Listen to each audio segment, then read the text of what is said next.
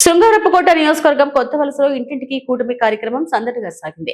స్థానిక ఎమ్మెల్యే కోల లలితకుమారి పాల్గొనే కార్యక్రమంలో మహిళలు హారతలతో ఘన స్వాగతం పలకగా గ్రామమంతా రంగవల్లులతో పండుగ వాతావరణం నెలకొంది. ఇంటింటికి వెళ్లిన ఎమ్మెల్యే ప్రభుత్వం అమలు చేస్తున్న సంక్షేమ పథకాలు, అభివృద్ధి కార్యక్రమాలను ప్రజలకు వివరించి వారి సమస్యలను అడిగి తెలుసుకున్నారు. ప్రజా సంక్షేమమే కూటమి ప్రభుత్వ ధ్యేయమని ఎమ్మెల్యే కోల లలితకుమారి స్పష్టం చేశారు. ఏం పేరు అతని పేరు? ఇక్కడికి వచ్చి మనం వచ్చినప్పుడు మేడం గారితో ఉండాలి కదా. అమ్మ రెడీనా?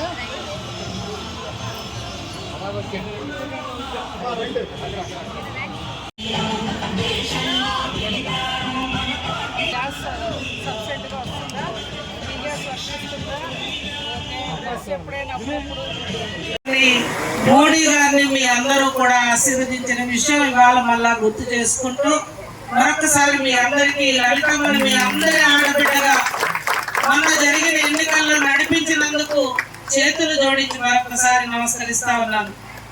తల్లి ఇవాళ ఈ 2 నెలల్లో ఎలా చేశాం? గత పాలకులు విడిచిపెట్టిన రాష్ట్రాన్ని అప్పులు ఊబులో విడిచిపెడితే ఈనాటి ప్రభుత్వం పెద్ద మనస్సుతో గుడిగుడి అడుగులకు తొలి అడుగులు పలుకుతూ సుపరిపాలనకు నాంది పలుకుతూ ఇవాళ చంద్రబాబు గారు, పవన్ కళ్యాణ్ గారు నాయకత్వంలో ఏ విధంగా ముందుకెళ్తున్నాం మనం అందరం ఆలోచించాలి.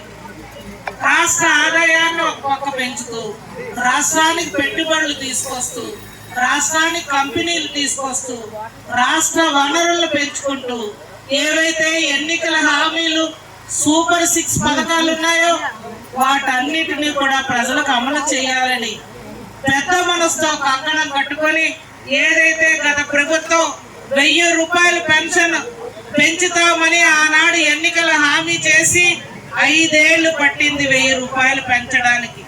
మన కూటమి ప్రభుత్వం వచ్చి వెంటనే చంద్రబాబు గారు ఒకే మాట చెప్పారు, నన్ను పవన్ కళ్యాణ్ గారిని ఆశీర్వదించండి, పెద్ద కొడుకుగా పెన్షన్ 4000 పెంచి ఒకేసారి 3 నెలలు కలిపి 7000 రూపాయలు ఇస్తానని ఎన్నికల్లో హామీ ఇచ్చారు.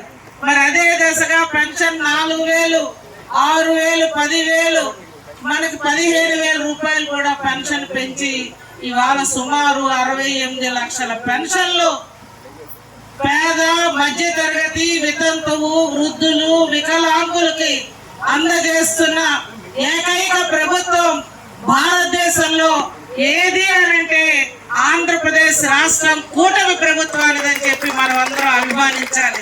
ఎందుకంటే పండగల ఇంటింటికి తెలుగుదేశం కూటమి ప్రభుత్వ పరిపాలనా విధానాలు, కూటమి ప్రభుత్వం యొక్క అభిమానం చాటుకున్న ఘనత కొత్త వలస మేజర్ పంచాయతీ నా కుటుంబ సభ్యులని మరొక్కసారి మీ అందరికీ చేతులు జోడించి నమస్కరిస్తూ ఇవాళ పండగ వాతావరణం చేశారు తల్లి. ఇక్కడ ఇది ఎంతో అదృష్టం.